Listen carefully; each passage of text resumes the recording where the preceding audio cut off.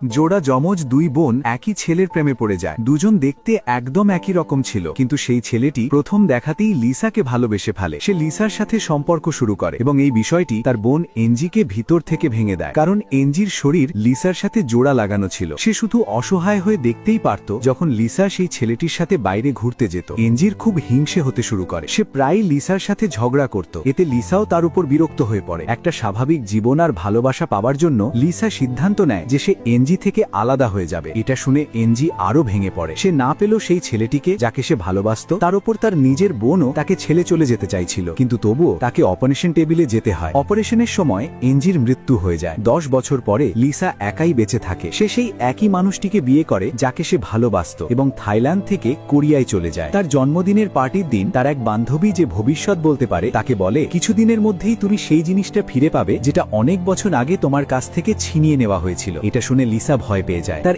এনজির কথা মনে পড়তে থাকে যে বহু বছর আগে মারা গেছে। বন্ধুরা চলে যাবার পর হঠাৎ সে খবর পায় যে তার মা খুব অসুস্থ এবং অবস্থা খুবই গুরুতর। লিসা সঙ্গে সঙ্গে থাইল্যান্ডে ফিরে যাবার সিদ্ধান্ত নেয়। থাইল্যান্ডে পৌঁছেই সে সোজা হাসপাতালে যায়। ডাক্তাররা বলে তার মায়ের অবস্থা খুব খারাপ, যে কোনো সময় কিছু হয়ে যেতে পারে। হাসপাতাল থেকে বের হয়ে লিসা তার ছোটবেলার বাড়িতে যায়। খালি বাড়ির প্রতিটি জায়গায় তার আর এনজির স্মৃতি লেগেছিল। আলমারিতে প্রতিটি কাপড়ের দুইটা করে জোড়া ঝুলছিল। তাদের পুরনো ছবিগুলো দেখে লিসা আবার ভেঙে পড়ে, কারণ তারা ছিল যমজ। তারা কখনো আলাদা হয়নি। তাদের একসাথে অসংখ্য স্মৃতি ছিল। লিসা এনজির কথা ভাবছিল, এমন সময় হঠাৎ তার কাজের মেয়েটির উপর সন্দেহ হতে লাগলো। রাতে লিসা গোসল করে বাইরে আসার পর আয়নায় একটা অদ্ভুত চিহ্ন দেখতে পেল। সে নিশ্চিত জানত যে সেই চিহ্নটা সে বানায়নি। বাথরুমে তার ছাড়া আর কেউ ছিল না। ভয়ে সে বেডরুমে গেল এবং তার স্বামীকে বলার চেষ্টা করল, কিন্তু তার স্বামী গভীর ঘুমে ঘুমাচ্ছিল। মজবুর হয়ে লিসা চুপচাপ বিছানায় শুয়ে পড়ল এবং নিজেকে বোঝাতে লাগলো যে হয়তো এটা তার ভুল ধারণা। কিন্তু সে কি জানত, আসল ভয় তো এখন শুরু হতে যাচ্ছে।